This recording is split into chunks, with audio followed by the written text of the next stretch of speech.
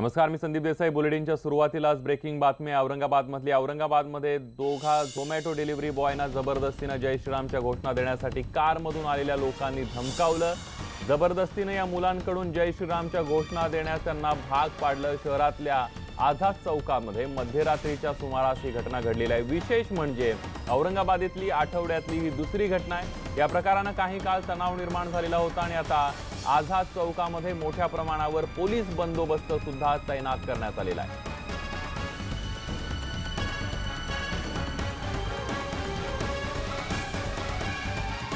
आज आज़ाद चौक के पास हमें ऐसी तकरार मिली कि दो लड़के जो मोटरसाइकिल पे डिलीवर करने के लिए जा रहे थे, ज़ोमैटो का सामान डिलीवर करने जा रहे थे, तो इन्हें कुछ लोगों ने अड़ाया और इसके बारे में हम स्टेटमेंट लेकर के एफआईआर दाखिल कर रहे हैं।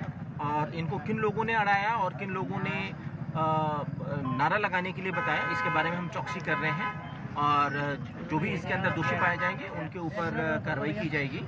और यहाँ पे अच्छी तादाद में पुलिस फोर्स तैनात है आज़ाद चौक में, और लोगों से निवेदन है कि शांति बनाए रखें, किसी भी अफवाह पे ध्यान ना दें। लोगों के खिलाफ एफआईआर दाखिल की है और हमारे पास जो अनकन्फर्म अभी रिपोर्ट है ये है कि कुछ लोगों को पुलिस ने अभी गिरफ्तार भी किया है। इस मामले ये शहर के अंदर पिछले 3 दिनों के अंदर ये दूसरा वाक़या है। 2 दिन पहले इसी मतलब पूरी तरीके से डिटो जिसको हम कहेंगे, एक वाक़या बेगमपुरा पुलिस स्टेशन के अंदर हुआ, बेगमपुरा पुलिस स्टेशन के इलाके के अंदर हुआ। उसके अंदर भी अभी कार्रवाई जारी थी कि 2 दिन के बाद ये हुआ है। हम समझते हैं कि शहर के अंदर कुछ लोग हैं जो शहर का माहौल ख़राब करना चाहते हैं, इसलिए हम ख़ास करके इस सूबे के जो सीएम हैं फडणवीस साहब, उनसे गुजारिश करते हैं, जो हमारे गृह मंत्री भी है, कि इस मामले को सीरियसली लेते हुए हमारी जो पुलिस है वो तो कर ही रही है, लेकिन इसकी क्या वजह है कि औरंगाबाद के अंदर ये 3 दिन के अंदर ये दूसरा वाक़या है। आने वाले दिनों के अंदर इस स्टेट के अंदर जो है इलेक्शन भी है, फिर बकरीद की ईद भी आने वाली है। तो हम लोग गवर्नमेंट से डिमांड करते हैं कि ऐसा वाक़या ना हो, इसके लिए कोई पुख्ता इक़दाम गवर्नमेंट करे। अतिशय गंभीर अशा प्रकारचा हा औरंगाबादमधला प्रकार आहे। अधिक माहिती जाणून घेऊयात। आपले प्रतिनिधी औरंगाबादवरून सिद्धार्थ गोदाम आपल्या सोबत आहेत। सिद्धार्थ, आपण बघतोय की कुठेतरी एक गंभीर बाब आहे औरंगाबादमध्ये घडलेली, आणि सगळ्यात महत्त्वाचं म्हणजे आठवड्यामधली दुसरी घटना आहे। हे अतिशय धक्कादायक आहे। संदीप, निश्चितच ही गंभीर बाब आहे, कारण 8 दिवसापूर्वीच इम्रान पटेल या तरुणाला जय श्रीरामचे नारे लावा म्हणून त्याला मारहाण केली होती आणि त्या ठिकाणी अनेक प्रत्यक्षदर्शी होते।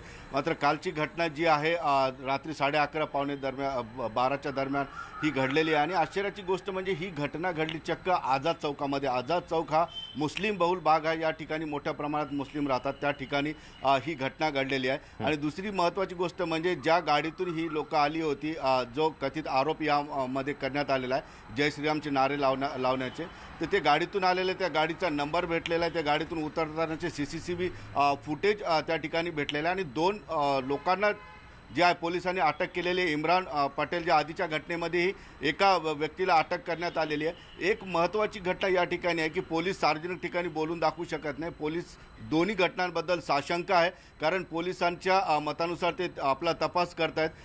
औरंगाबाद हे मुस्लिम आणि हिंदूंच्या बाबतीत नेहमी तणावात राहिलेलं आहे, मात्र अशा घटना कधी औरंगाबादमध्ये घडलेल्या नाहीत। या 2 घटनांमुळे औरंगाबाद शहरातील हिंदू मुसलमानांच्या जीवनमानावर कसलाही परिणाम झालेला नाही, कसलाही तणाव नाही आहे, कारण गांभीर्याने लोक या घटनेकडे सध्या तरी पाहत नाहीत। मात्र पोलिसांनी आझाद चौक जो लोकल एरिया आहे त्या ठिकाणी थोडेसे पोलीस ठेवलेले आहेत आणि लवकरच आरोपी सगळे पकडले जातील। पण संदीप, एक गोष्ट महत्त्वाची आहे, जेव्हापासून एमआयएमचे खासदार इम्तियाज जलील या ठिकाणी निवडून आलेले आहेत, शिवसेना आणि एमआयएम कडून अशा पद्धतीचे वक्तव्य येत आहेत, त्यामुळे शहरातलं वातावरण खराब होत आहे। मात्र घाबरण्याचं कसलंही कारण, औरंगाबादकरचे नागरिक हे सुज्ञ आहेत।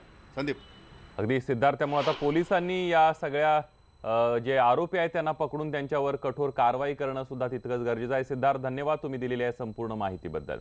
यानंतर जाणार आहोत कर्नाटक